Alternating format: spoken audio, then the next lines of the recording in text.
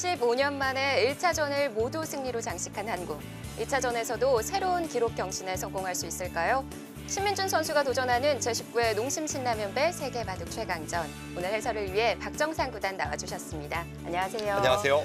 이번 분위기 굉장히 좋습니다. 특히나 우리 박정상 구단 같은 경우에는 국가대표 코치로서 이번 농심배에 거는 기대가 꽤 클 것 같아요. 네, 저뿐만이 아니라 모든 코치진들이 한마음 한뜻으로 준비했고 응원하고 있고요. 네. 신민준 선수가 그 기대에 걸맞는 1차전 성적을 기록을 했기 때문에 2차전에서는 그 기세를 쭉 이어갈 수 있으리라 믿고 있습니다. 네, 자 1차전에서 모두 승리하고 난 이후에 신민준 선수가 아주 재미난 인터뷰들을 많이 했던데요. 자세한 이야기는 잠시 후에 나눠보도록 하고요. 먼저 대회 정보부터 정리해드리겠습니다. 한국기원이 주최 주관하는 농심신라면배 세계바둑 최강전. 정말 오랜만에 좋은 출발로 시작을 하고 있는데요. 네. 우승 상금 5억 원에 가까워지고 있습니다. 사실 우승 상금이 증액이 된 이후에는 한국 선수들에게 이 우승 상금이 돌아온 적은 단 한 번도 없습니다. 그렇습니다. 근데 이번에 아주 좋은 기회를 맞이하고 있고 네. 특히나 이 신민준 선수 같은 경우에는 현재 계속 연승을 이어가면서 현재 연승 상금 2천만 원 확보 그리고 이후에 1승 추가 시마다 1,000만 원씩 연승 상금이 추가가 됩니다. 네, 자 각자 1시간에 1분 1회가 주어지는데 이 시간이 우리 신민준 선수가 국가대표 상비군 리그에서 이제 적용되는 시간이라고 하죠. 네, 그렇습니다. 기본적으로 각자 1시간이 주어지는 그 연습 대국을 평소 국가대표팀에서 훈련을 하고 있기 때문에 네. 약간 농심배 평소에 좀 적응이 잘 되어 있다 이렇게 보여지고요. 그런 의미에서 신민준 선수의 1차전에서의 승리가 더 값지게 느껴집니다. 자, 1차전에서 중국, 일본 2명의 선수를 탈락시켰습니다. 중국은 판팅이 저우루이양, 일본은 위정치 쉬자이안 선수였는데요. 네, 특히나 신민준 선수의 이 4연승의 첫 출발이었던 중국의 판팅이 선수 같은 경우에는 지난해 7연승을 하면서 중국 우승에 견인차 역할을 하지 않았습니까? 네. 그 선수를 꺾으면서 그것도 내용이 굉장히 혼란스러웠는데 그 대국을 제압하면서 그때부터 기세를 타기 시작했고요. 그 이후에는 큰 무리 없이 4연승을 이어가고 있습니다. 네. 자, 중국에서는 천야오웨 선수가 출전을 했습니다. 어떤 분들이 예상을 하신 분들이 있을까요? 글쎄요, 일단 저는 예상을 못했어요. 네. 왜냐하면 이 농심신라면배의 연승 방식은 뒤로 갈수록 1승의 가치의 그 밀도가 높습니다. 네. 그렇기 때문에 강자일수록 뒤로 배치하는 것이 일반적인데 중국 측에는 아직 당이페이 선수가 남아있는데 그보다 랭킹이 높고 또 커리어로도 비교가 되지 않는 천야오웨 선수가 먼저 등판을 했기 때문에 이 선수는 바로 신민준 선수를 저격하기 위해서 나온 중국의 필승 카드다 이렇게 보여지고요. 네. 하지만 상대 전적을 봐도 그렇고 신민준 선수의 기세로 봐도 충분히 할 만한 상대입니다. 네. 자, 나이는 10살 차이가 나는데요. 천야오웨 선수도 정말 꾸준한 선수예요. 네, 제가 이 선수를 처음 봤던 것이 2001년에 한중 신예의 교류전이었는데 그때도 유망주였는데요. 지금도 이제 세계적인 선수로 성장을 해서 계속 활약을 하고 있습니다. 네. 자, 그래도 상대 전적에서는 신민준 선수가 2015년에 우승 바가 있습니다. 자, 1차전이 끝난 직후에 저희가 신민준 선수를 만나봤는데요. 어떤 얘기를 나눴을지 함께 보고 오시죠. 저 오늘 선발전 결승에서 이겼을 때도 이렇게 기쁠 수가 있나 했는데 지금은 그것보다도 더 기쁜 것 같습니다. 네. 모든 대국을 거의 50대 50으로 50대 50이라고 생각해서요. 10% 정도 된다고 생각했어요. 네. 네, 2차전에서는 좀 날씨가 많이 달라질 것 같아서요. 승리의 옷이라고 해도 다른 옷을 입어야 될 것 같아요. 어제 대국이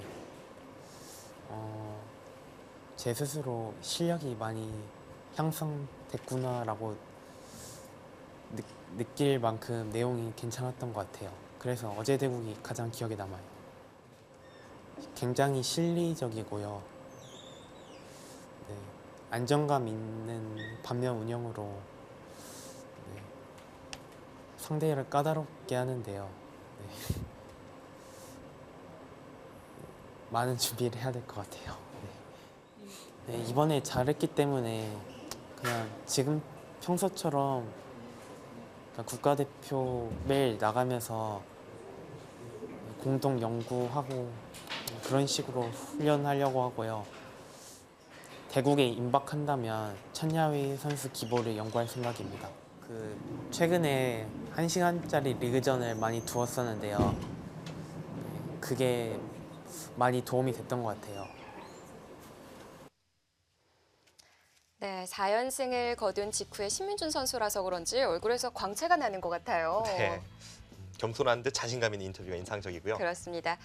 자, 농심 신라면배 세계바둑 최강전 2차전은 부산에서 열립니다. 자, 부산에서 좋은 기억이 있었던 순간들이 떠오르는데요. 자, 오늘은 신민준 선수와 천야오회 선수의 한중전으로 펼쳐지게 됩니다. 지금 신민준 선수의 100번으로 시작이 됐죠. 돌가리 결과 신민준 선수가 이제 100으로 출발을 하게 되었고 네. 천야오회 선수의 포석이 강하기 때문에 초반 전략에 있어서 많은 준비를 했을 것으로 예상이 됩니다. 그리고 많은 분들이 관심을 가져주셨던 부분이지 않을까 싶은데 신민준 선수의 의상이요. 네. 반팔을 착용을 할 수는 없었고요. 네. 1차전에서 그 행운의 셔츠가 있었죠. 네. 옷을 많이 준비를 했는데 1국에서 승리를 거두면서 그 옷을 계속 입고 계속 승리를 거뒀던 그 좋은 기억이 있는 셔츠를 이번에는 좀 날씨가 변하면서 바꿔서 입었지만 역시나 체크무늬 남방은 좀 행운을 상징한다는 듯 그대로 착용을 했습니다. 그런 부분 때문인지 오늘도 긴팔에 체크 셔츠를 착용한 모습을 볼 수가 있습니다. 네. 예전에 이 구리 구단이 빨간 양말을 신고 계속해서 승리를 거둬서 화제가 됐던 것이 약 10년 전의 일인데요. 네. 오랜만에 그런 징크스가 나왔고 오늘도 그 체크무늬 남방을 입고 다시 한번 승리를 거두는 모습 기대합니다.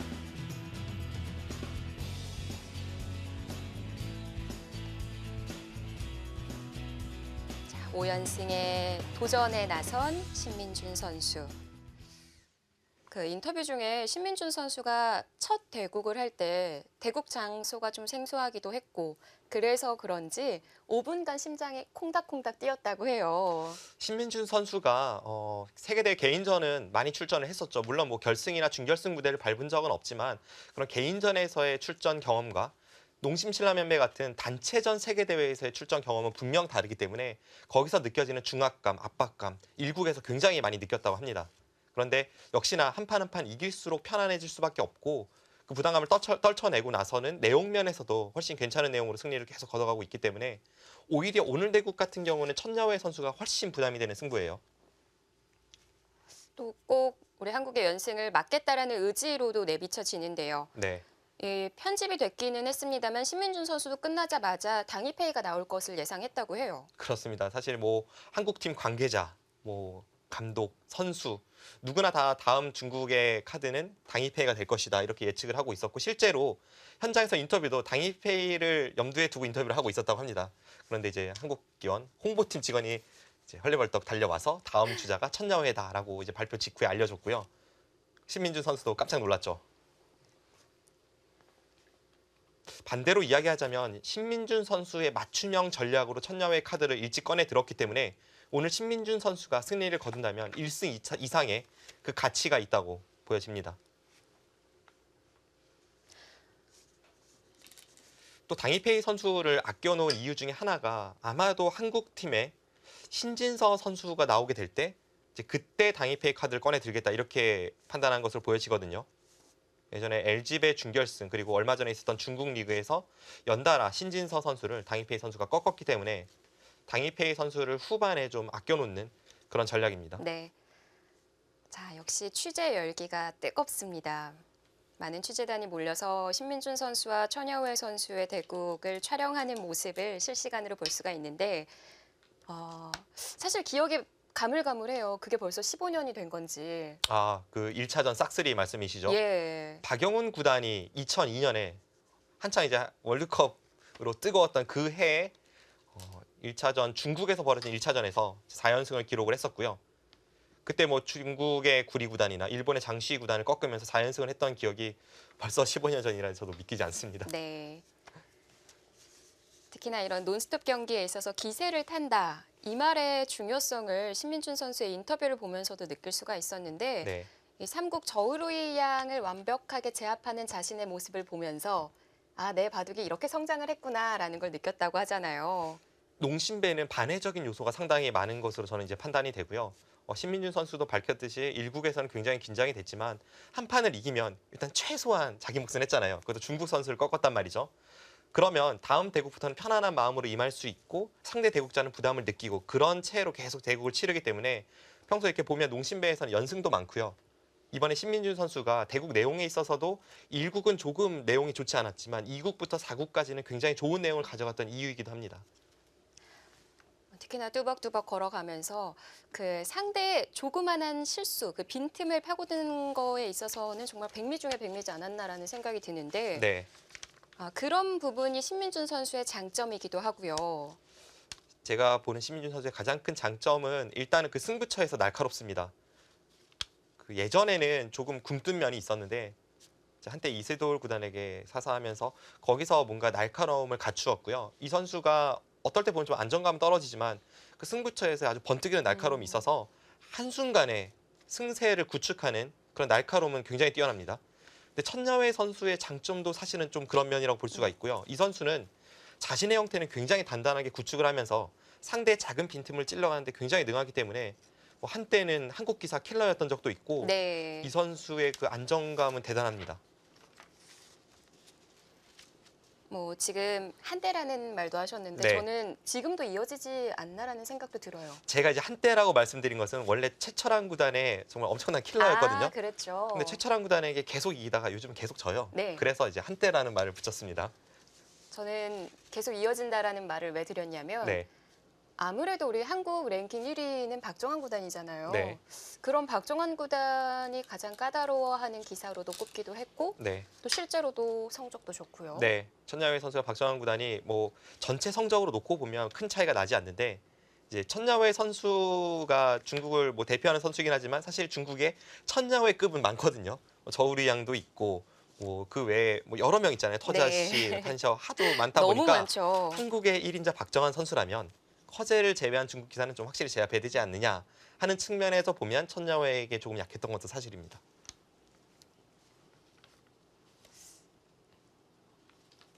지난 대회가 참 충격적이었던 것이 역대 최강 드림팀이라고 꼽혔던 한국팀이 중국에 완전히 완패를 당했기 때문에 그 판팅이 선수에게 대부분의 선수들이 좀 무기력하게 패하는 모습을 보였기 때문에 참 충격적이었죠. 네, 이번 대회에서는 신민준 선수가 그 선배들의 아픔을 잘 갚아주고 있습니다. 네.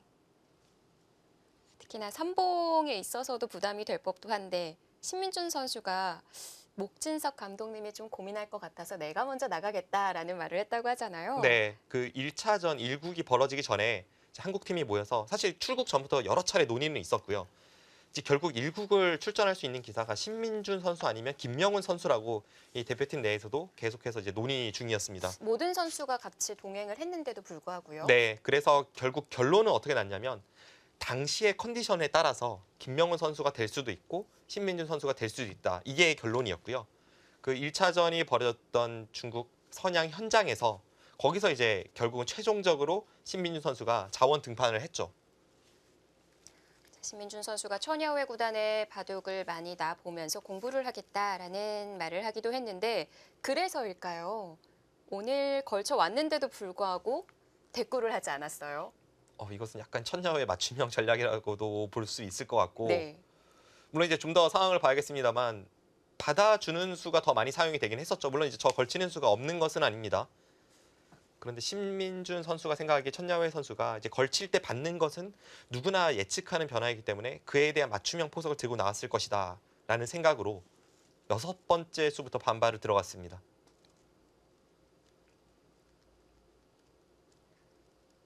천야회 선수도 최근에 기세가 좋습니다. 그 중국 1인자 커제 선수에게 중국 리그에서 거의 완승을 거두었어요. 그때 이제 천야회 선수의 100번이었는데 초반부터 우위를 잡고 나서 중반에 완벽하게 제압하는 모습을 보여주었고 또 얼마 전에 있었던 중국 리그에서는 판팅이 선수에게 승리를 거두었고요. 이 선수도 최근 기세가 좋습니다.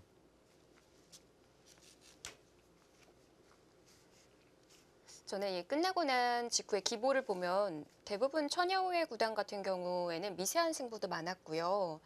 특히나 수순이 좀 길었던 바둑들을 많이 봐서 그런지 장고형의 기풍일 거라고 봤거든요. 네. 근데 그렇지가 않다고요. 일단 중국의 그 한국의 기준으로 바라봤을 때 중국 인류 기사 중에 장고파는 제가 볼 땐 단 한 명도 없는 것 같고요. 천야회 선수도 그렇게 뭐 한 수에 많은 시간을 투자해서 두는 스타일의 선수는 아닙니다. 지금 이 7번째 수를 놓기 전까지는 꽤 많은 시간을 드리는 것 같아요. 네. 그만큼 천야회 선수 경험이 많은 선수이지만 단체전 첫 대국에서의 중압감 이것은 뭐 누구나가 느끼는 것이기 때문에 오늘 대국은 심적으로는 신민준 선수가 더 편안하게 둘 수밖에 없다는 것이 뭐 제 경험상 그렇습니다. 특히나 중국 측 선수단을 보면 나이로 봤을 때는 주장이라고 해도 되거든요. 네, 나이가 좀 많죠. 천야회 선수도 원래는 가장 어린 축에 속했었는데 어느 순간부터는 좀 나이가 많은 쪽에 속하고 있고 이 선수가 한국의 김지석, 강동윤 선수와 동갑이고 현재 중국팀의 5명의 선수 중에 가장 나이가 많습니다. 89년생 기사입니다. 자, 그동안 4번 출전해서 농심배에서 3승 3패를 기록한 선수입니다. 천야회 선수가 앞서 한국의 박정환 선수에게 비교적 강한 그런 모습을 보여왔다라고 말씀해 주셨는데 그것은 중국의 커제 구단에게도 마찬가지입니다. 커제 구단에게 물론 이 선수가 뭐 패한 적도 많이 있습니다만 그 결정적인 순간을 되돌아보면 예전에 천야회 선수가 중국에서 천원전을 쭉 연패할 때가 있었거든요. 그때 한창 치고 올라오던 커제 선수가 약 2년 전쯤에 도전을 했는데 천야회 선수가 방어해냈어요. 그리고 지난해 있었던 이 바이링배에서도 결승에서 커제 선수를 3대1로 제압하면서 우승을 했었죠. 한중 1인자에게 좀 강한 면모를 과시하고 있습니다. 그러면서 천야회 선수가 의외로 좀 뭐랄까요 본인보다 기량이 뒤처진다고 생각하는 선수에게도 의외로 많이 집니다. 왜냐하면 이 선수가 굉장히 안정감 있는 기풍인데 왜 그런지는 저도 잘 모르겠어요. 근데 제가 지금 기억에 남는 것만 꼽아봐도 예전에 그 캐나다 대표로 출전했던 북미 프로기사 라이언 리에게 패했고요.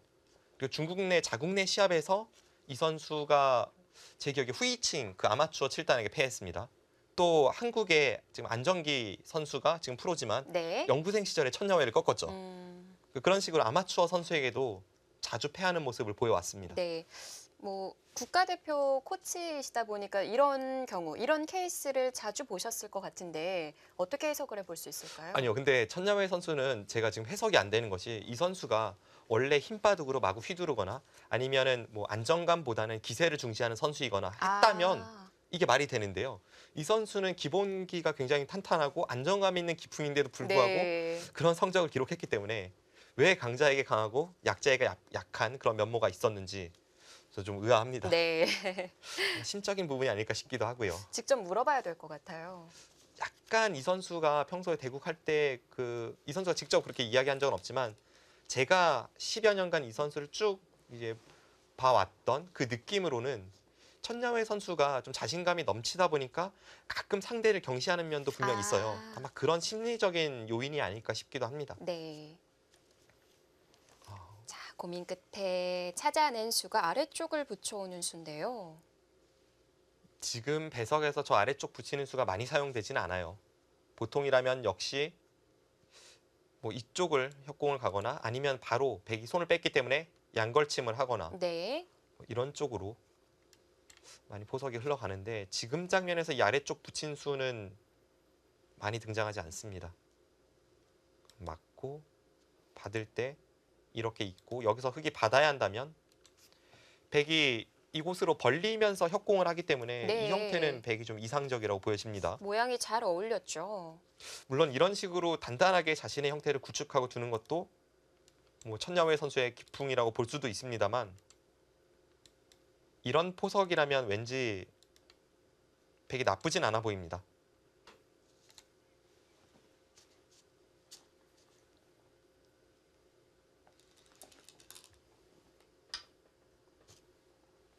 아니면 백이 이어서 받을 때 꼭 우변을 받지 않아도 되잖아요. 이제 이곳을 두거나 혹은 이런 식으로 두는 것도 생각은 해볼 수가 있죠. 네. 이렇게 둔다면 무난하게 흘러간다면 백도 붙이고 찝어서 진행을 시키게 되겠고요. 이러면 백의 외세를 좀 방해한 느낌도 드는데요. 뭐 이런 식으로 두는 것도 있긴 있습니다. 근데 이 형태는 저의 이 주관적인 해석으로는 예전에 약 20년 전쯤에 그때 포석을 보는 것 같아요. 그때 이창호 구단이 이런 식으로 두는 것을 본 적은 있습니다. 네. 최근에 이런 형태가 많이 등장하진 않았죠. 지금의 형태보다는 대각선 포석에서 방금 전에 보여드린 것과 흡사한 형태는 이제 몇 번 등장한 적은 있습니다. 그것이 또 다른 거군요. 그리고 그때는 이쪽의 형태가 보통 이제 소목에서 이렇게 걸쳐져 있는 형태가 많죠. 네. 어디선가 본 것 같아서 질문을 드렸는데 네. 그 외세가 좀 다르군요. 아, 이러고 나서 이제 협공을 가네요. 양걸침. 지금 이쪽을 백이 호구 치지 않은 것이 흑에게 받는 것을 좀 강요하는 측면이 있습니다. 호구로 되어 있다면 다음에 이쪽을 이제 붙여가거나 했을 때 그 강도가 있는 것보단 약합니다. 왜냐하면 지금은 이쪽을 붙이고 이렇게 젖혀서 한 점을 제압하는 것이 있어요. 이것이 이제 알파고가 밝힌 백이 여기를 잇는 이유입니다. 네. 알파고는 호구보다는 잇는 수를 많이 선호하고 그 이유가 흑이 손을 뺐을 때 이곳을 붙이고 젖히기 위해서입니다. 호구가 되어 있다면 붙여왔을 때 흙이 젖혀서 받지는 않겠죠. 이쪽을요. 네. 이쪽을 젖혀서 받을 수도 있어요. 원래 받을 수도 있어요. 기존에 인간들의 발상에서는 여기를 빈 삼각 두고 끊고 젖혀 있는 것이 보통이었는데 네. 오히려 알파고는 나중에 이제 발표한 변화도를 보면 흑이 여기를 젖혀서 이 형태가 흑이 나쁘지 않다고 판단을 합니다. 호구가 되어 있어도 이진행이 나오는군요. 네, 그렇습니다. 반대로 이제 알파고는 여기를 호구 치지 않는 이유는 여기를 붙이고 찝기 위해서가 아니라 여기를 젖혔을 때 네. 호구로 되어 있다면 상당히 큰 차이가 있기 때문에 뭐 예를 든다면 여기를 끊고 이쪽을 밀어가는 수법이라거나 혹은 여기를 단수 치고 나서 이번에는 있는 게 아니라 이쪽을 밀어갈 수가 있죠. 이런 변화가 됐을 때 호구가 조금 손해이기 때문에 네. 그래서 호구를 잘 사용하지 않습니다. 그럼 있는 것과 호구 치는 것의 해석도 완전히 달라진 거네요. 네, 뭐 이 붙이고 젖히는 수가 기존에도 있긴 했었습니다만 기존에는 붙이고 찝는 것과 젖히는 것이 뭐 기풍의 차이, 뭐 어느 것도 사용할 수 있다 이런 정도의 느낌이라면 네. 그 발표 이후에는 이쪽을 붙이고 젖히는 수를 더 즐겨 사용하죠.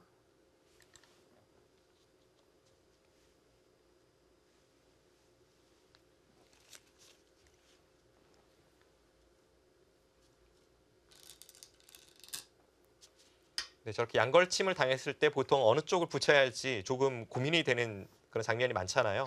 격언은 두고 싶은 반대쪽을 붙여라라는 말도 있었는데요. 네, 기본적으로는 약한 쪽을 붙이면 안 됩니다.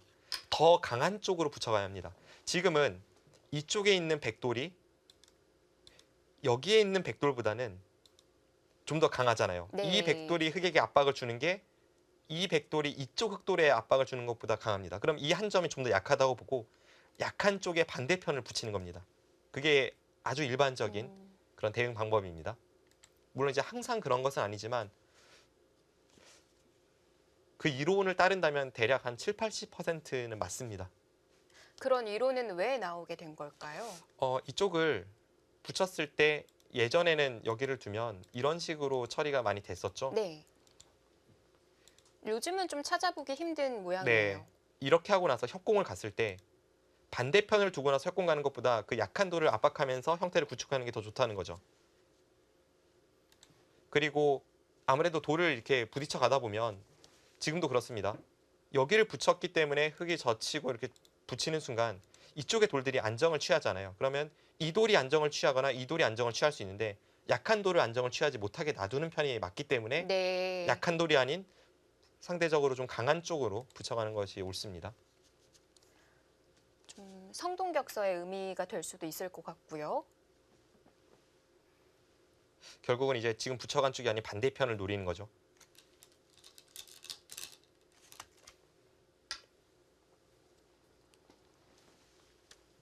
예전 같으면 3-3 들어가는 것도 뭐 흔하게 볼 수 있었지만 네. 최근에는 이 형태는 잘 나오지가 않습니다. 그리고 지금 같은 경우에는 여기 다가서는 수도 워낙 좋기 때문에 뭐 이렇게 다가서서 둘 수도 있고요. 아니면 그냥 받아준다고 하더라도 백이 불만은 없습니다. 가만히 늘어두었네요.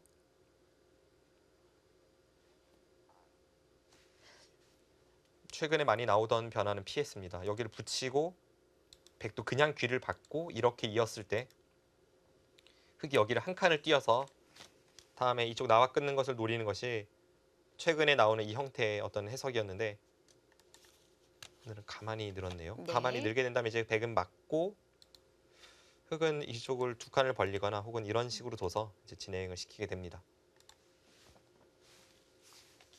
네, 흙이 붙였을 때 앞서 박정상 구단이 그려줬던 그 모양에서는 끼워 있는 거였잖아요. 네. 근데 그 모양은 왜 사라지게 된 걸까요? 이쪽을 끼워 이어서 진행을 시킨다면 물론 이제 백이 선수를 잡을 수는 있습니다만 흙의 형태가 굉장히 안정적이고 백의 형태는 좀 빈삼각으로 모양이 좋지 않습니다. 그리고 나중에 이 한 점을 준동할 때 날일자를 두고 밀어서 안형을 갖추는 것과 여기를 끊어서 집을 차지하는 것 이런 여러 가지가 있어서 예전에도 이 형태는 흙을 선호하는 기사들이 훨씬 많았습니다. 네. 그래서 흑도를 안정시켜 주기보다는 다음에 이렇게 둔다고 해도 이쪽을 다가서서 다시 공격을 가는 것이 있기 때문에 그냥 이렇게 받아주고 두는 편이 훨씬 많이 사용이 되고요. 좀 상대를 쉽게 편안한 형태로 만들어주지 않겠다는 뜻이겠죠.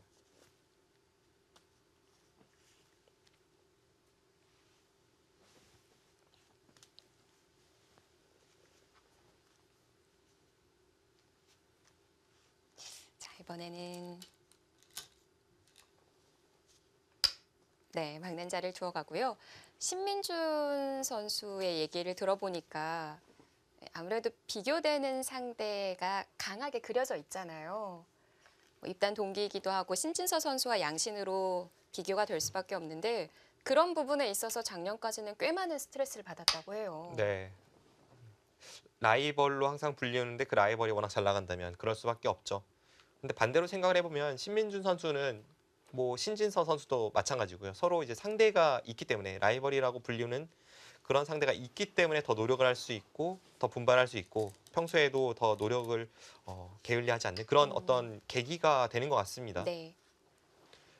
예전에 보면 이 황소 삼총사도 일단 한번 이렇게 황소 삼총사라고 언론에서 묶어놓고 나니까 그 다음부터는 누가 잘 나가면 그걸 따라잡기 위해서 더 노력하게 되잖아요. 네. 이제 그런 식으로 선의의 경쟁을 신민준, 신진서, 이 양신도 계속 펼쳐나가고 있습니다. 좀 감명 깊었던 부분이 신민준 선수가 올해는 이제 그것을 인정하고 꾸준히 노력해서 따라잡으려고 한다라는 말을 한 부분이었거든요. 네, 어찌 보면 상대를 인정을 한 거잖아요. 나보다 잘 나가고 지금은 더 강하다. 일단 뭐 그렇게 인정을 하고 나서 마음도 좀 편해진 것 같고요. 그리고 보통 그렇습니다. 이 바둑 기사들은 뭐 자기가 최고라고 이렇게 이제 생각을 해야 바둑에서 더 자신감이 드러나기 때문에 억지로라도 그렇게 마음을 먹는 선수들이 있는 반면 또 굉장히 좀 객관적인 선수들은 바둑에선 승패가 명확하지 않습니까? 네. 그리고 그 승패를 바탕으로 랭킹이 나오고요. 뭐 다른 뭐 예술과 달리 그 이기고 지는 것이 아주 깔끔하게 그 실력의 고하가 드러나기 때문에 네. 그런 면에서는 인정하고 들어가는 편이 오히려 마음이 더 편할 수도 있어요. 그렇게 인정을 하기까지가 쉽지는 않죠. 인정을 하더라도 이제 평소에 훈련에 있어서 인정을 할 뿐이지 아마 대국을 펼치면 본인이 최고라는 그런 마인드를 가지고 실전에 임하게 됩니다. 또 신민준 선수도 그럴 테고요. 그런 부분이 어찌 보면 대단하기도 하고 또 부럽기도 한 것 같아요. 그 라이벌이 있다는 것은 분명 굉장한 축복입니다. 제 경험을 비추어 보더라도 이제 제 또래 기사들이 지금까지도 이제 롱런하는 기사들이 많은데 그런 것을 보면 라이벌이 있기 때문에 한창 공부할 때 더 열심히 할 수 있었고 또 뒤처지지 않기 위해서 더 노력을 했고 또 그 선수가 좋은 성적을 기록했을 때 어린 시절에는 굉장히 배 아파하기도 하면서 또 그것조차도 이제 분발을 촉진하는 네. 역할을 하게 되거든요. 앞으로 뭐 지금 언급되었던 선수들이 모두 한국 바둑을 짊어지고 가는 중원의 축으로 자리를 잡을 테니까 뭐 계속해서 발휘할 무대들이 나오는 거잖아요. 네. 그 천야후회 구단 또래 그 천야후회 구단은 89년생인데 약간 나이가 더 어린 91년생들이 대부분이 이 세계대 우승 트로피를 들어 올렸습니다. 뭐 터자시, 저우리양, 스웨 이런 선수들이 다 91년생인데 보면 뒤쪽에 터자시 선수라거나 뭐 이런 선수들은 좀 늦게 세계 타이틀을 들어 올렸어요. 그때 인터뷰들을 보면 다른 선수들이 돌아가면서 다 타이틀을 따냈기 때문에 그 나에게도 기회가 언젠가 오지 않을까 했다고 이렇게 하는데 이런 게 이제 누군가 한번 코를 뚫으면 나도 할 수 있다라는 그 세대의 자신감으로 퍼지게 되죠. 사실은 그래서 얼마 전에 삼성화재배 준결승에서 양국현 선수 패배가 좀 개인적으로 그냥 아쉬웠던 것이 만약 양국현 선수가 그때 승리를 거두었다면 수많은 이 한국의 뭐 상위 랭커지만 그 탑을 찍지 못했던 그 나이 또래 기사들 뭐 이지연, 뭐 안성준 뭐 그런 선수들 여럿 있지 않습니까? 네. 뭐 강유택, 김승재, 김정현 그런 선수들에게 좀 분발하는 계기가 되지 않을까 하는 생각이 있었고 뭐 충분히 뭐 잘해준 것에 대해서 박수를 보내면서도 한편으로는 참 아쉬움이 컸습니다. 또 올해를 보내고 내년 초에 지금 얘기해 주셨던 안성준 선수나 김정현 선수도 군입대 예정이라고 하던데요. 맞습니다.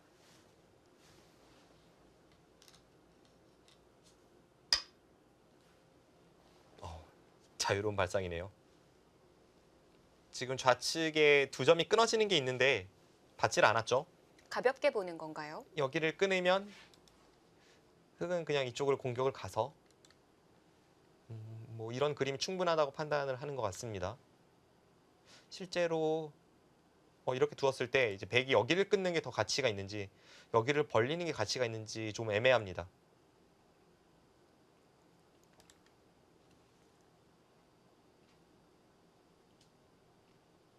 또 백도 아래쪽을 다가서고 나면 흑 석점을 좀 압박하는 데 있어서도 도움이 될 것 같고요. 여기를 뒀을 때 흑이 한 칸 뛰어서 받아준다면 백은 안 할 이유가 없죠. 네. 그 다음에 이제 여기를 끊거나 혹은 이런 식으로 다가서서 이제 충분히 둘 수 있는 그림인데 안 받아줄까 봐 그런 건가요? 네, 좀 고민이 됩니다. 천야회 선수가 받지 않고 뭐 이쪽을 벌렸을 때 그때 이 세 점에 대한 강력한 공격이 없다면 왠지 흑은 이쪽 저쪽을 계속 다두고 발빠른 포석을 끌고 가는 그런 느낌이 있습니다. 그런데 뭐 강력한 공격이 될지 좀 애매합니다. 뭐 이런 식으로 이제 공격을 갈 수는 있지만 그 이유가 명확하게 그려지진 않기 때문에 과연 이 공격이 강렬할지 어떨지 어렵네요. 오히려 잘못 공격했다가는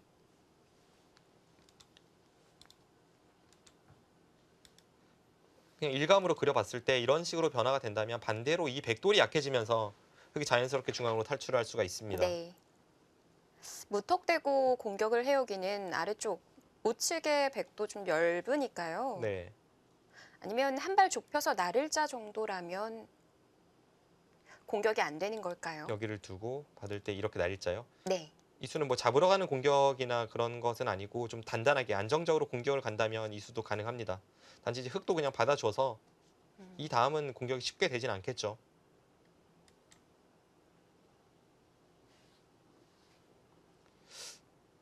왠지 신민준 선수의 그 적극적인 기풍으로 이쪽을 둔다고 해도 다가서는 수를 선택하지 않을까 하는 생각도 들고요. 아, 끊지를 않고요. 네, 끊으면 이제 다음에 흑이 뭐 이쪽을 단수치고 이쪽을 막는 활용이 좀 남아 있기 때문에 혹은 이쪽 부분에 활용이 남아 있기 때문에 다가서는 수도 뭐 충분히 생각을 해볼 수가 있고 일단 다음 수는 누가 봐도 이 세 가지 중에 하나인데 네. 뭐 몇 가지 없다고 생각할 수도 있지만 참 그 변화가 어렵습니다.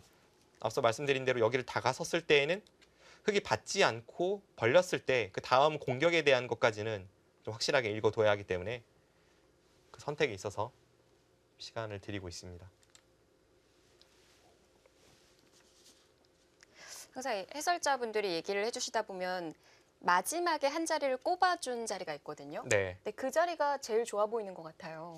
지금은 이 자리인가요? 하변인가요? 좌변 다가섰던 이쪽이요? 자리. 네. 이쪽을 두더라도 아마 흑은 당장은 손을 빼고 이곳이나 혹은 이곳으로 세 점을 먼저 공격을 가고요. 백이 탈출할 때 그때 뭐 이쪽을 걸친다든지 좀 가볍게 두면서 나중에 이쪽 움직이는 것을 엿보는 그런 진행으로 예측이 됩니다. 백이 이쪽이 완벽하게 살아있기 때문에 이 흑이 움직였을 때 얻는 것보다는 잃는 것이 좀 많다고 볼 수가 있겠고 그런 의미에서 폭넓게 공격하는 수가 바로 이 수죠. 네. 반대로 만약에 이런 곳이 이제 흑돌이라고 판단을 한다면 막 이런 식으로 되어 있다고 한다면요. 백은 당연히 협공이 아니라 끊어야죠. 그 강약에 따라서 다음 수를 결정하는 이게 참 이론적으로는 쉬운데 네. 바둑에서 가장 어려운 점이기도 합니다. 천야우 구단 좀 후끈후끈한가 봅니다. 네. 자켓을 벗는 모습을 볼 수가 있는데요. 네, 우화 부분은 흑이 협공을 해왔을 때 백도 꼭 달아나야 하는 걸까요? 지금 흑도 이제 두 가지가 있습니다. 이렇게 낮게 협공을 가는 것과 높게 협공을 가는 것 이 두 가지가 있는데 만약 이 상태에서 달아나지 않는다고 해도 뭐 100% 잡힌다고는 할 수 없지만 흙이 계속해서 이런 식으로 이제 공격을 가하면요. 나가긴 나가더라도 이쪽의 모양이 커진다거나 분명히 좋은 자리죠. 지금 이 상황에서 딱히 어디를 둘 곳이 뭐 확 눈에 들어오진 않기 때문에 일단 일감은 그래서 탈출이 보통입니다. 네.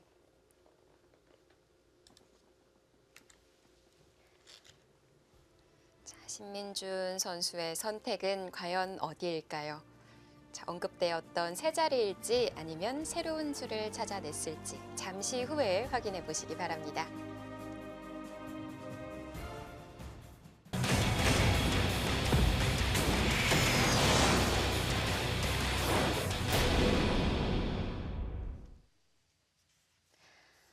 부산에서의 2차전입니다. 제19회 농심신라면배 세계바둑 최강전.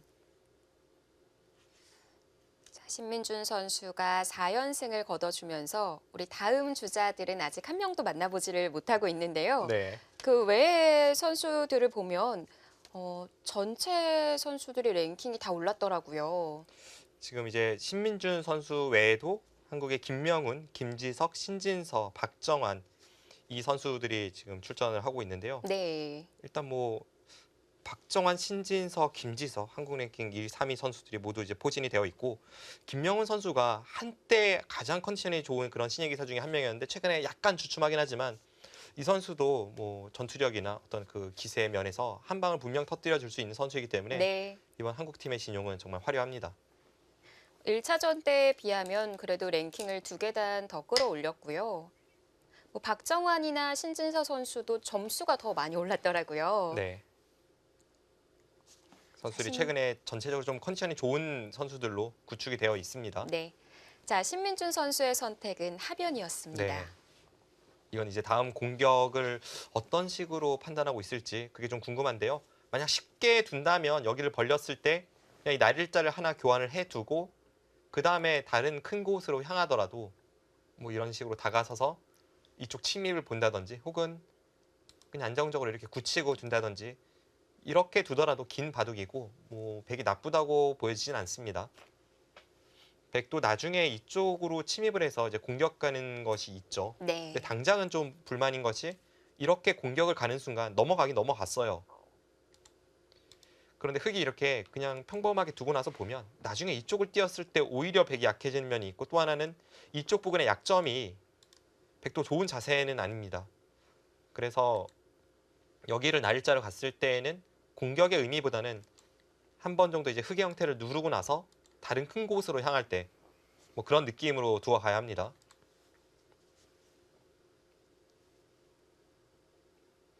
앞서 말씀드린 대로 좀 더 강력한 공격을 원한다면 이수인데 이수는 나갔을 때 이쪽으로 완벽하게 틀어막지 못한다면 오히려 백이 약한 느낌을 주기 때문에 그게 좀 고민이고요.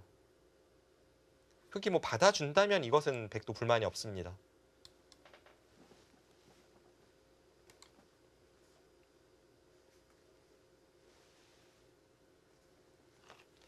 전야회 선수 오늘 정말 신중하네요.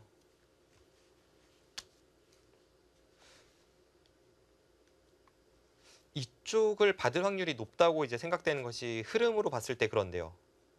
흙이 여기를 지킬 생각이라면 여기를 두고 벌릴 때 이렇게 지키는 흐름입니다. 그럼 애초에 이제 여기를 두지 않았다면 여기를 흙이 이렇게 후수 뽑을 일도 없었죠. 그럼 과연 이제 여기 한 칸의 가치가 이쪽보다 더 가치가 있는가를 생각해 보면 보통은 좌변 쪽을 선택할 것 같습니다. 그리고 얘기를 듣고 보면 하변이 그렇게 시달릴 말이 아니기 때문에 뭐그 부분은 고민을 안 해도 되지 않을까 싶거든요. 네. 지금 천야회 선수의 시선을 보면 하변 쪽을 향하고 있잖아요. 이 선수가 지금 좌변을 흙이 벌리면 백이 공격을 왔을 때에 대한 그 대비책을 생각한다고 볼 수가 있고 이 선수는 타계에 능한 것으로 잘 알려져 있기 때문에 기풍으로 봤을 때에는 좌변 쪽을 선택하지 않을까 싶습니다. 두텀보다는 실리 그리고 공격보다는 타계에 좀 장점이 있는 선수입니다. 네. 자, 생각 시간도 천야오의 구단이 신민준 6단보다 조금 더 사용을 했습니다. 아예 선수를 잡아버리겠다는 건가요? 지금 저는 그 수가 약간 의외인 것이 이렇게 받아주면 당연히 괜찮습니다. 네. 다음에 젖혀가는 자세도 좋고 늘어준다면 손 뺐을 때 백의 공격의 강도가 약해지죠. 네. 그런데 지금 이수를 언급하지 않았던 것은 백이 반발을 했을 때 이때 이게 이제 괜찮다고 보는 것인데 과연 그렇습니까? 싸울 만한 수단을 찾아낸 건가요? 지금 이 싸움이 흑이 둘만하다고 판단을 한 겁니다.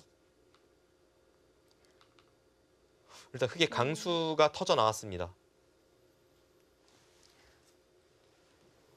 자, 신민준 선수도 자리에 앉으면 깜짝 놀랄 것 같은데요. 네. 이렇게 진행이 된다면 백이 이제 이런 식으로 한 칸을 띄어서 흑도로 압박을 가했을 때 일단 여기 들여다보는 게 흑은 기분이 좋고요. 이쪽을 덮어 씌웠을 때 수상전으로 간다면 이건 뭐 초반에 서로 갈 때까지 가는 급전이죠. 느낌상 어때 보이세요? 정확한 수읽기는 꽤 많은 시간을 들여야 할 것 같고 느낌으로는 백도 둘 수 있을 것 같은 느낌입니다. 일단 이쪽에 붙여 끊어서 뭔가를 했을 때 흑이 좋은 자세로 틀어 막을 수 있는지 이제 그런 게 좀 궁금하고 네. 백도 이제 이쪽 부분으로 뭔가 찔러 들어가면 좀 있기 때문에 네. 느낌으로는 뭐 백도 둘 수 있을 것 같은 느낌인데 이제 흑도 그렇다면 이 교환 없이 그냥 한 칸 뛰는 게 좀 나을 수 있겠네요. 여기를 늘었을 때 흑이 여기를 꼬부렸을 때 이 교환이 없다면 이렇게 붙이는 수를 보기 때문에 조금 낫겠네요. 아. 대신에 이제 백이 그때는 먼저 이쪽을 젖혀 이어서 이제는 들여다볼 타이밍이 없죠. 들여다보면 그냥 잡는군요. 네, 이때는 있는 게 아니라 이렇게 제압이 가능하니까요. 이런 식으로 하고 나서 수상전에 돌입을 한다면 뭐 흑이 이런 데 붙이는 것도 수익기를 해야 되고 네. 좀 한눈에 판단하기에는 어렵습니다. 그런데 단지 이제 제가 흑으로 이 수를 두기 전에 다음 수를 선택할 때는 여기 붙이면 당연히 백의 반발이 있기 때문에 일감으로 먼저 피하고 나서 다른 걸 이제 생각을 해봤을 것 같은데요. 천야오의 선수의 아주 강한 압박이 나왔습니다. 자, 초반부터 강수가 등장했는데 지금 그 얘기해 주신 부분만 검토를 하더라도 시간이 꽤 많이 들 것 같거든요. 네. 근데 이 수를 두기까지 그 수읽기를 전부 했다고 하기에는 또 짧았던 시간인 것 같아요. 그 수일기를 모두 읽을 수는 없고 결국은 이제 느낌입니다. 아무리 초일류라고 해도 짧은 시간 안에 다음 수를 선택할 때 끝까지 가는 모든 변화를 읽을 수는 없고요. 이 정도까지는 이제 그려볼 겁니다. 이제 머릿속을 추측을 해보면 백이 반발을 했을 때 밀고 잇고 빠져서 흑이 이쪽 막는 것과 뭐 이쪽 덮어 씌우는 것을 맛보기로 한다면 그렇다면 이 그림은 뭐 싸울만하다. 이 정도 느낌으로 이제 붙여가는 수를 선택을 했겠죠. 백이 여기서 이쪽으로 이제 나오는 것도 있어요. 좀 안정적으로 나온다면 들여다보고 나서 이렇게 나온다면 네, 씌움을 당했을 때 석점 당장은 이렇게 벗어날 수가 있긴 하네요. 도망갈 수가 있군요. 네.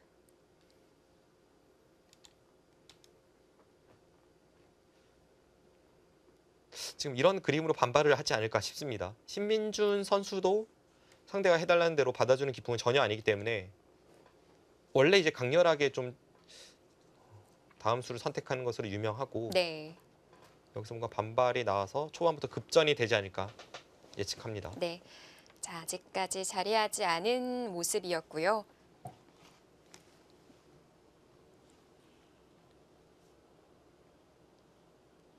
네, 천야오의 선수가 어느덧 이제 중국을 대표하는 그 선수들 중에 마치형급이 됐다는 것이 참 놀랍습니다.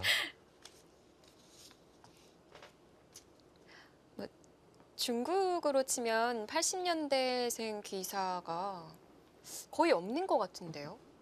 거의 없죠. 이제 과거의 80년대생으로서 뭐 중국 대표로 세계대회를 주름잡았던 선수들이 구리 선수, 뭐 콩지에, 치우진, 후야오위 이런 선수들인데 구리 선수도 랭킹이 계속해서 떨어져서 이제 조금 있으면 20위 정도로 갈 것 같고요. 네. 그 외의 선수들은 최근에 거의 모습을 본 적이 없습니다. 그 80년대생 중에서도 천야오의 구단이 일찌감치 얼굴을 알렸던 기사이기도 한데요. 네, 맞습니다. 이미 제가 앞서 이제 잠깐 언급을 했었는데 2001년에 한중 신예 대항전 비공식 교류전이었습니다. 이제 그 교류전을 하기 위해서 중국 북경을 갔을 때 천야오의 선수가 그때 중국 팀의 막내로서 신예를 대표해서 나왔었고요. 근데 그때는 이제 실력도 조금 약했고 워낙 네. 어리기 때문에 당시 이제 한국의 송태곤 구단이 천야회 선수와 대국을 했었는데 네. 천야회 선수가 실력도 조금 약했고 아주 앳된 외모에 당시 2001년이면 천야회 선수가 한국으로 치면 초등학교 6학년이잖아요. 그런데 이제 관계자들에게 중국에는 89년생 두 명의 유망주가 있는데 리저와 천야회다 네. 이런 이야기를 들었었고 그 몇 년 후에 천야회 선수가 2005년에 이미 세계대회 결승에 올라갔었죠. 아주 빠른 성장세를 보였던 기사입니다. 그런데 그런 중국의 기대에 비해서는 바로 두각을 나타내진 못했어요. 천야회 선수요. 예. 그래도 비교적 천야회 선수가 그 또래 기사들 중에서는 이제 세계 대회에서의 두각은 좀 빠른 편인데요.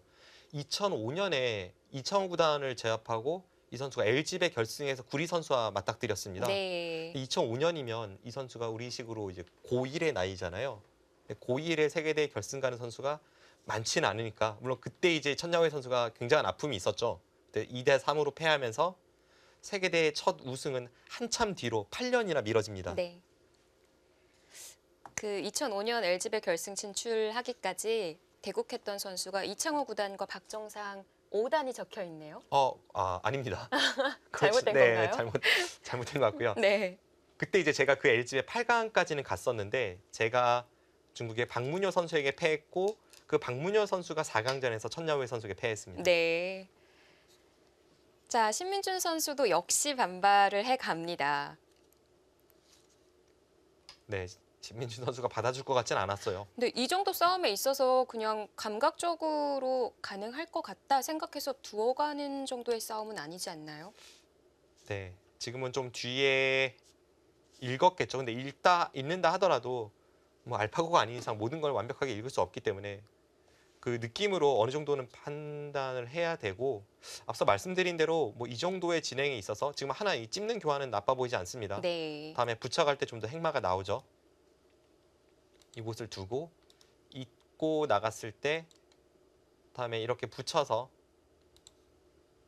이런 식의 행마로 중앙 진출을 한다면 세 점이 한 수로 제압당하지 않는 순간 이 싸움은 해볼 만하다. 뭐 이런 판단일 가능성이 있습니다. 방금처럼 진행이 되고 나면 흙은 양쪽을 좀 정리를 해야 되는 형태잖아요. 네. 그러면은 싸워간 쪽에서 좀 무리스러운 것 같기도 한데. 지금의 그 보여드렸던 형태가 어느 한쪽이 무리라고 해도 뭐 그 차이가 거의 크지 않을 겁니다. 그리고 뭐 제 주관적인 느낌으로 큰 차이가 나지 않나 보이기도 하지만 만약에 엄청난 한쪽의 무리라고 한다면 두 선수 모두 그 무리인 쪽에서 그 길을 피했겠죠. 뭐 세계적인 기사가 그런 것을 판단 못하고 초반부터 무리할 리는 없고요. 근데 그 감각적으로 느끼는 부분에 있어서 뭐 예전에 중국의 1인자였던 구리 구단도 그렇고 현재 중국의 그 1인자 커제 구단 뭐 한국에서는 이세돌 구단이나 이런 기풍의 기사들이 그 감각면이 굉장히 뛰어나기 때문에 모든 걸 읽지 않아도 누군가 질문을 했을 때 여기는 이러이러해서 싸울만 하다라고 느꼈다라고 했을 때 그 정확도가 굉장히 높습니다. 네. 보통 이제 그것이 감각적인 부분과 좀 결부지어지죠.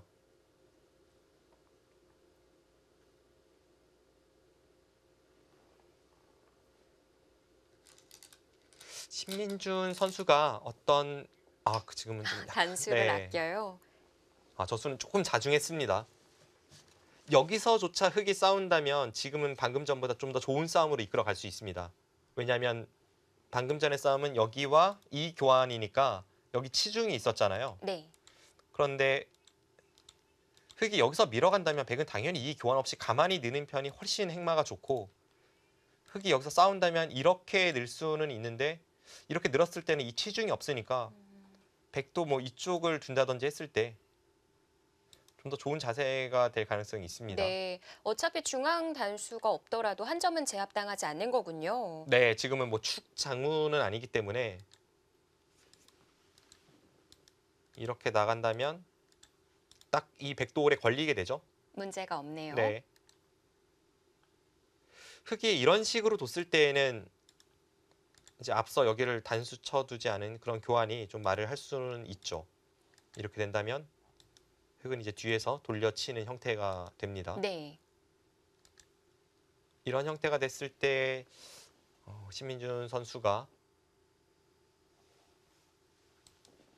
충분히 둘만하다고 판단을 했을지. 일단 이 형태가 둘 수 있다라는 판단 하에 가만히 늘은 것으로 보여지고요. 이것이 이제 서로 가장 쉽게 갔을 때 변화인데 이렇게 됐을 때는 아까 하나 단수 쳐두고 밀리지 않은 것이 백이 약간 손해이긴 합니다.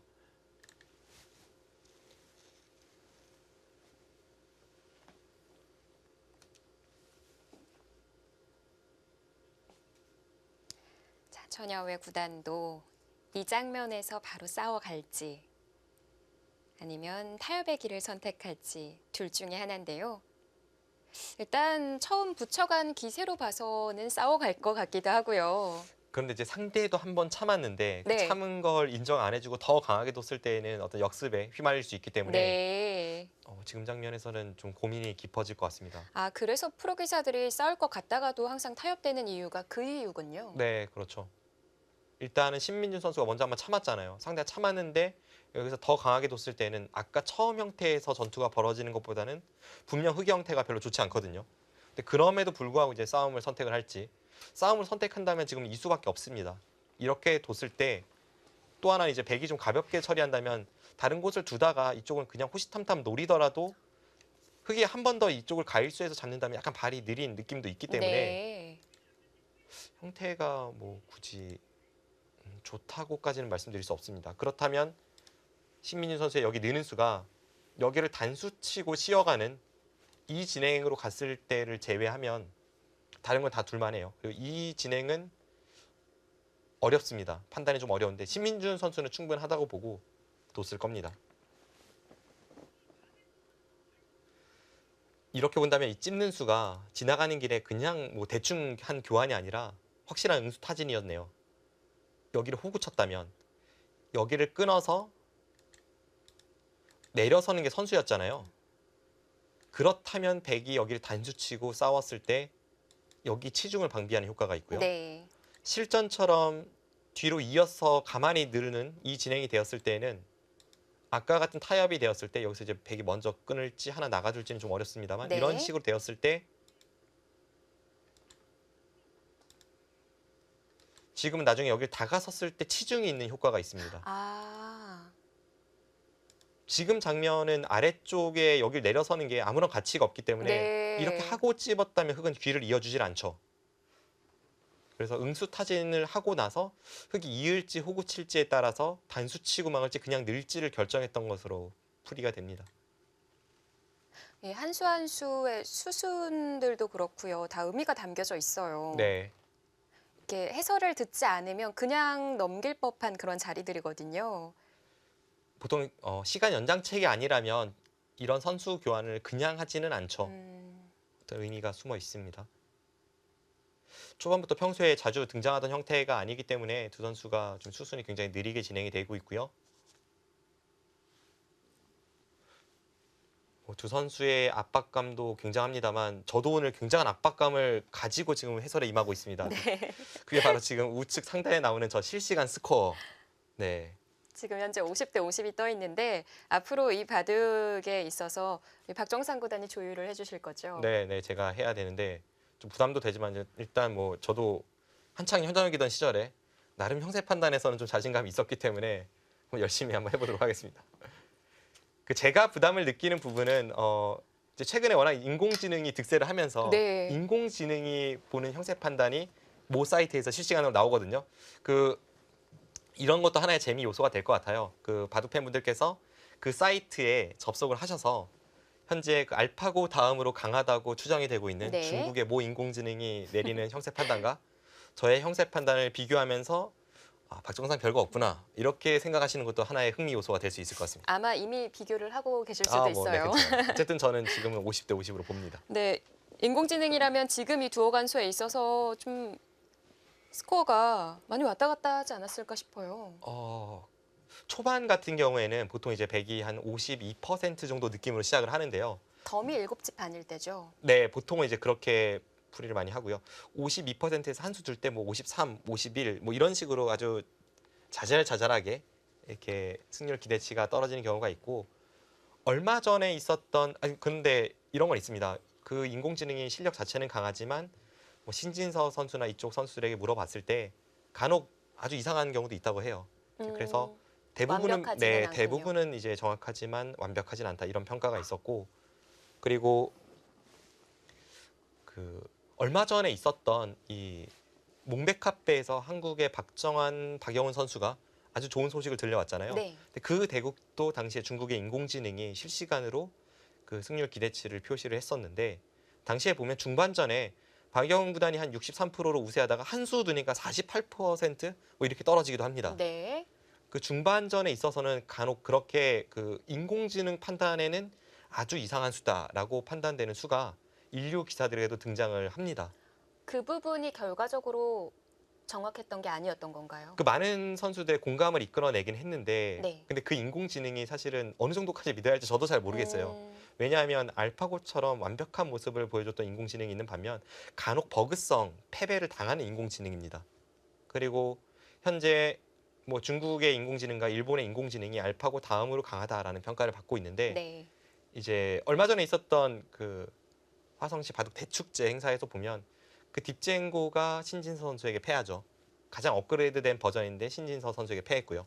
뭐 그런 것을 봤을 때 어느 정도까지 믿어야 할지는 네. 모르겠습니다. 아무튼 뭐 오늘은 저의 그 형세 판단과 이렇게 비교를 해서 보는 것도 하나의 재미있는 요소가 되지 네. 않을까 생각합니다. 뭐 재미로 지켜보시고 판단은 각자의 네. 몫으로 네. 넘기는 걸로 해야 될 것 같은데요. 지금 이 미러 간수 놀라운데요. 여기를 축으로 몰았을 때는 축이 이제 흙이 불리했습니다.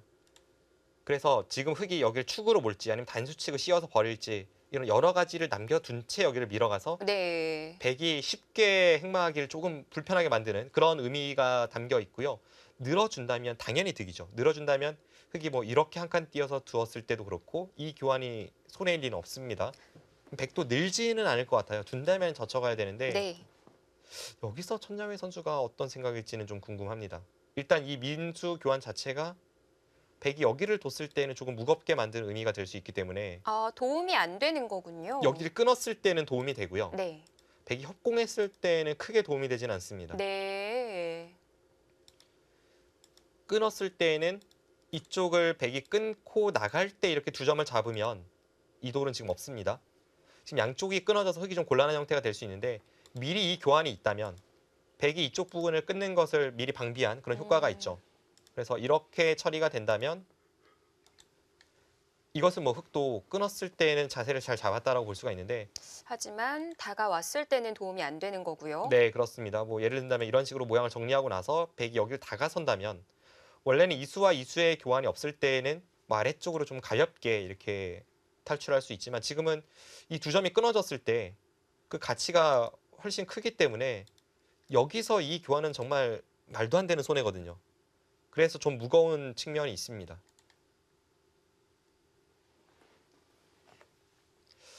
그래서 신민준 선수가 여기를 젖히고 나서 이쪽을 다가서는 것과 이쪽을 밀어가는 것을 맛보기로 한다면 여기서 천야회 선수의 어떤 전략이 있을지. 만약 이런 부분이 도움이 되기 위해서는 흙도 한 번 더 젖혀서 진행을 시키던가 해야 될 것 같은데요. 여기를 젖히면 이때는 백도 여기를 끊어갈 것 같고요. 이렇게 처리가 되고 나서 흙이 호구치면 재차 여기를 밀어간다든지 했을 때 물론 이 자리도 뭐 좋은 자리이긴 합니다만 지금 여러 군데가 급한데 두 점을 잡고 나중에 이쪽 부분에 이제 끊고 다가서는 이런 것을 다 활용한다고 친다면 네. 이 흐름은 백이 좀 좋아 보입니다. 뭐 결국 그 부분 두어 간다고 해도 양쪽을 다 둘 수는 없네요. 네. 이쪽의 모양만 놓고 보면 이렇게 벌렸을 때 밀어간 이 교환은 분명 좌변 쪽으로는 득입니다.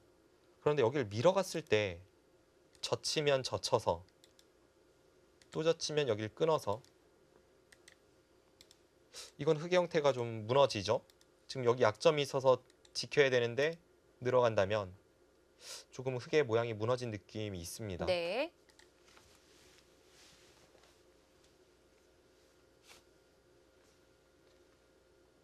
초반부터 좀 무리하는 거 아닐까요?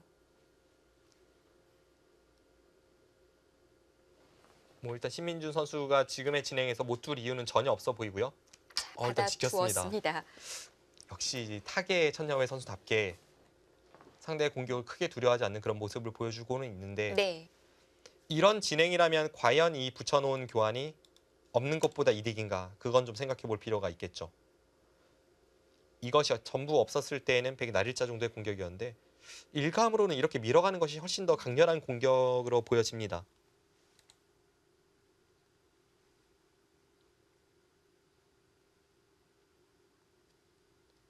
가만히 느는 정도라면 이것은 뭐 흑도 한숨 돌릴 수는 있는데요. 이렇게 느슨하게 두진 않겠죠. 앞서 그 하변에 늘어둔 자리가 신민준 선수가 참은수라고 하셨잖아요. 네. 지금 흑이 이렇게까지 지금 욕심을 부리는데 이제는 참을 수는 없을 것 같고요. 네, 지금은 타협보다는 흑이 손을 뺐기 때문에 좀 더 압박하는 그런 형태를 구축을 해야 될 것 같습니다. 자, 뭔가 보여줘야만 할 것 같은데. 자, 멋진 수단 없을까요?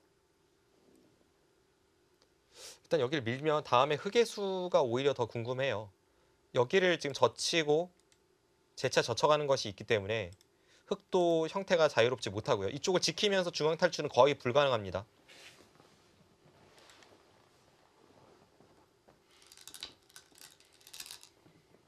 네, 역시 밀어갔죠. 네. 바로 손이 나오나요? 여기 젖혔을 때 어떤 형태를 생각하고 있을지.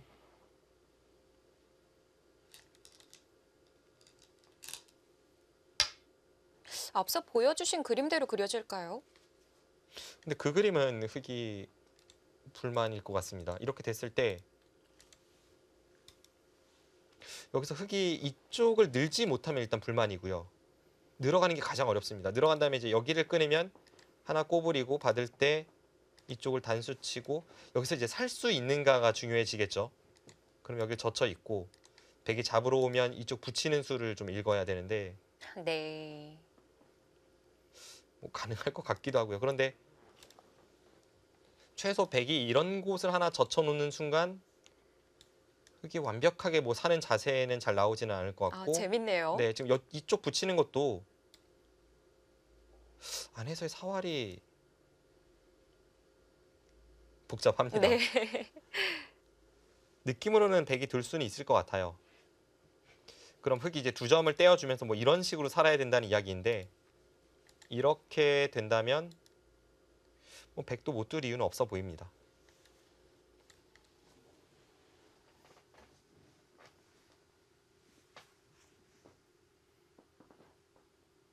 그리고 또 한편으로는 백이 그렇게 뭐 복잡하게 둘 것이 아니라 여기를 늘었을 때 네. 그냥 이쪽을 잇고 받을 때 이렇게 끊어간다면 이것도 흑이 별로 좋아 보이지 않습니다. 내모는 것도 볼 수 있을 것 같은데요. 지금 여기를 받아도 결국은 양쪽이 갈라지면서 여기서 재차 흑이 한 번 더 돌을 투자해야 되기 때문에 네. 이건 백이 좋죠.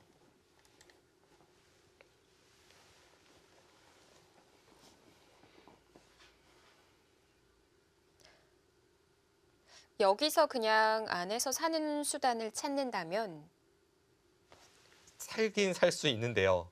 그건 어떨까요? 뭐 이곳을 잇고 나서 젖히고 내려서거나 네. 혹은 여기를 이제 호구 치고 단수 칠 때 이렇게 형태를 만들고 어느 쪽이든 젖히고 호구 치면 삽니다.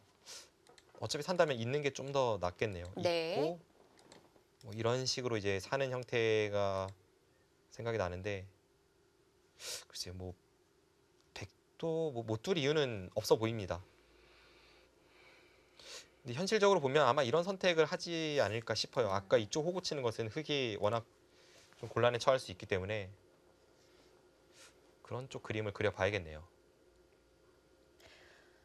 결과적으로 중앙 쪽을 다 틀어 막히기는 하지만 우하, 하변, 좌변 흙이 다 둔 거거든요. 네. 그럼 백도 여기를 둘 때 어차피 이렇게 압박을 해도 흑이 산다면 네. 나중에 이쪽 약점만 부담이지 않습니까? 그럼 백이 여기서 호구를 치고 나서 이제 선수인지를 살펴보고요. 거의 선수가 될 것 같아요. 지금 이쪽을 치중가고 젖혀 있는다면 네. 이런 형태에서 흑이 확실하게 살 수 있는지가 좀 의문이기 때문에 받아야 될 것 같네요. 네. 그래서 여기를 잇는다면 호구 치고 받을 때 네, 살 때 일선 2선으로 실전 호구 쳤습니다.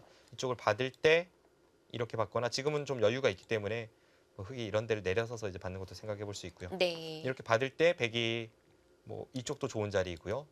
이쪽을 다가선다거나 혹은 두텁게 둔다면 여기 내는 것도 뭐 훌륭한 한 수입니다. 네. 이런 식으로 둔다면 흐름이 백이 불만은 없어 보입니다.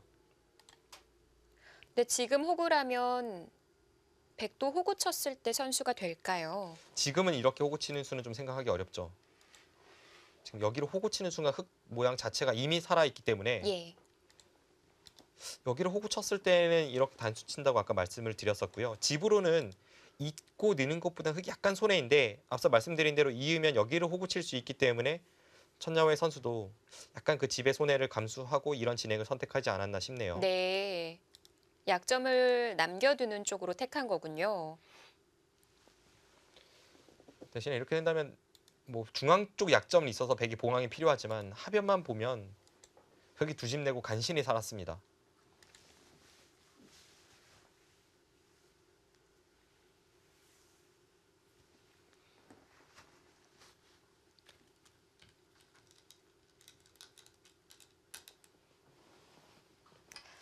자, 이 자리가 정리된 이후에는 과연 스코어 변동이 있을까요?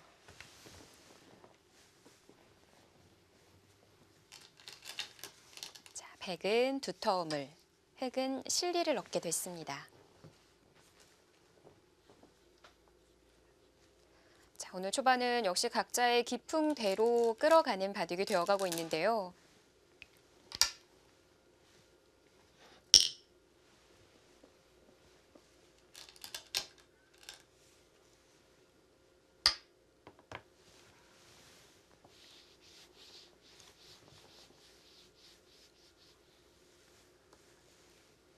백이 하나 따냈지만 결국은 그 패는 뭐 백이 뒤로 물러설 확률이 높고요.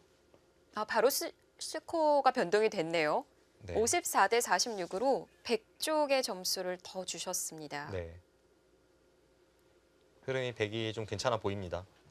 실리보다는 두터움이라는 건가요? 네. 일단 흐름으로 좀 판단을 했는데요. 흐름에 있어서 흙이 좀 동분서주하면서 의외의 작전을 좀 들고 나왔는데 그 과정에서 백은 이제 전공법으로 응수를 했고 백이 나쁠 이유는 없어 보입니다.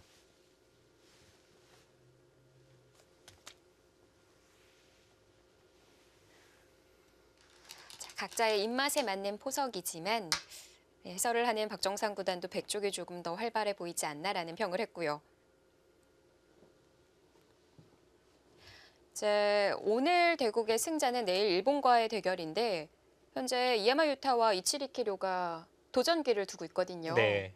야마시타 게이코 선수가 확정적이지 않나 싶어요. 일단 좀 유력하고요. 야마시타 게이코 선수도 꽤 오랫동안 일본을 이제 지탱하고 있는 그런 선수인데 네. 세계 대회에서 한국이나 중국 선수에게 승리를 거둔 기억은 거의 없긴 합니다. 7번 출전해서 1승 6패를 네. 기록 중입니다. 야마시타 게이코가 어느덧 많이 됐네요.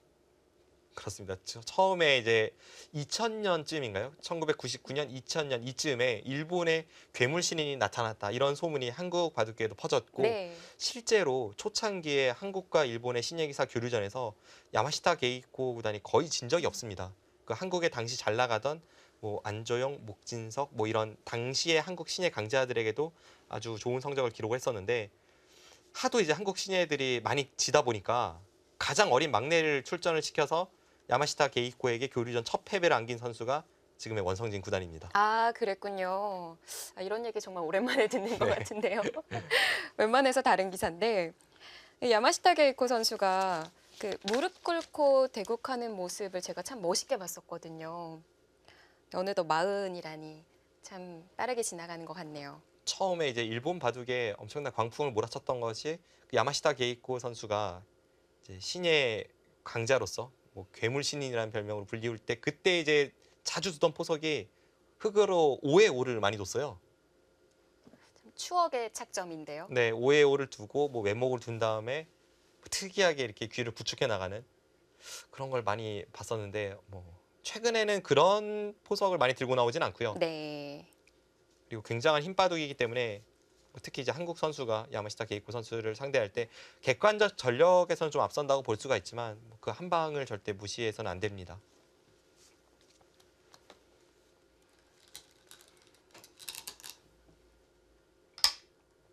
지금 계속해서 하변의 형태를 정돈하는 과정이고 백도 이대로 놔둔 채 다른 곳을 향하기에는 지금 이쪽이 정리가 안 됐잖아요. 그래서 흑도를 좀 괴롭히면서 이 형태를 좀 단단하게 잘 만들어낼 필요가 있습니다.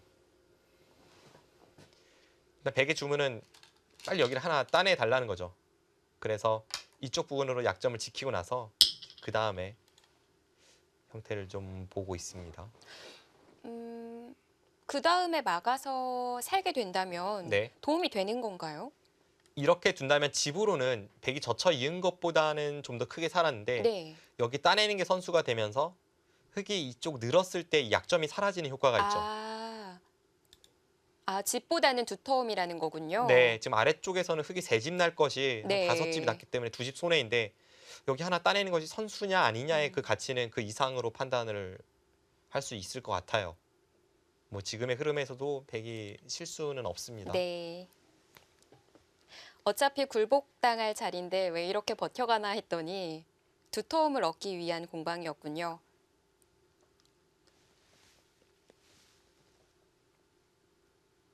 만약 그 따내는 자리까지가 선수가 돼서 두터움, 단단함이 생긴다면요.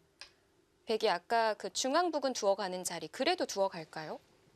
여기를 막았을 때 이쪽 부분이요. 네. 지금 이쪽과 이쪽의 중앙 부분을 둔다면 좌우에 그 좋은 호점으로 쌍두마차라고 볼 수가 있는데 여전히 이 자리가 좋아 보이긴 합니다만 그래도 여기 흙돌이 느는 게 선수냐 아니냐는 여기를 둘지 말지 결정에 있어서 뭐 큰 차이점을 나타내긴 합니다. 네. 흙이 이런 자리를 갔을 때 여기가 따내는 것이 선수가 아니라 흙이 느는 게 있다면 이 자체로 굉장히 통렬하죠. 그러면 여길 둬도 백이 받아야 할지 말아야 할지 좀 고민이 되는 자리인데 지금 같은 경우는 전혀 뭐 안 받아도 무리가 없기 때문에 지금은 다른 자리로 향하는 것도 뭐 충분히 생각할 수 있습니다.